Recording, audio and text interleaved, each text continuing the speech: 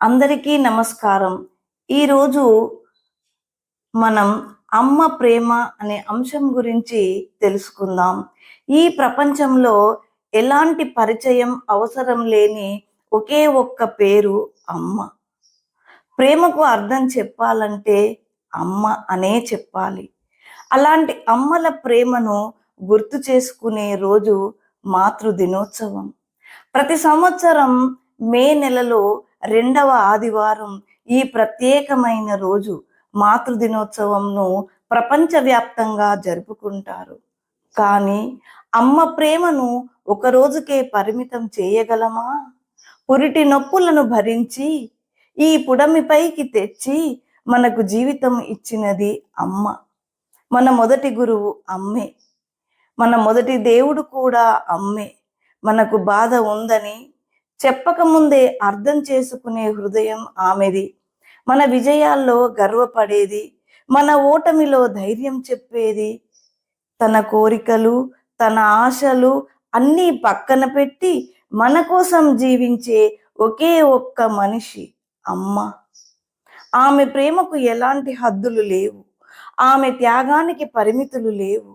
మన నవ్వులో తన సంతోషం చూసుకుంటుంది. మన భవిష్యత్తు కోసం తన వర్తమానాన్ని త్యాగం చేస్తుంది. కానీ నేటి సమాజంలో చూస్తే అందరూ అమ్మలను మర్చిపోతున్నారు అనడం సరైంది కాదు. ఇంకా చాలామంది పిల్లలు తమ అమ్మను ప్రేమగా చూసుకుంటున్నారు, గౌరవిస్తున్నారు. అలాంటి వారందరికీ మనస్ఫూర్తిగా అభినందనలు. కానీ కొన్ని చోట్ల మాత్రం పరిస్థితి భిన్నంగా ఉంది. పిల్లలు పెద్దవాళ్ళు అవుతున్న కొద్దీ అమ్మకు సమయం తగ్గిపోతుంది, మాటలు తగ్గిపోతాయి. కొన్ని సందర్భాల్లో ఆమె ఒంటరిగా మిగిలిపోతుంది. వృద్ధాశ్రమాల్లో ఉండే అమ్మలు, ఎదురు చూసే అమ్మలు, పిల్లలతో మాట్లాడాలని ఆశపడే అమ్మలు, వాళ్ళ కళ్ళల్లో ఒక నిశ్శబ్దమైన బాధ ఉంటుంది. అమ్మ మన జీవితంలో ఆమె స్థానం మాటల్లో చెప్పలేం, మనసులో మాత్రమే అనుభవించగలం. ఆమె చూపిన ప్రేమకు, ఆమె చేసిన త్యాగాలకు మనం ఇచ్చే ప్రతిఫలం ఎప్పటికీ సరిపోదు. కానీ ప్రేమ అనేది చూపించేది కాదు, చెప్పేదేమీ కాదు. అది మనసులో నిశ్శబ్దంగా ఉండే ఒక అనుభూతి.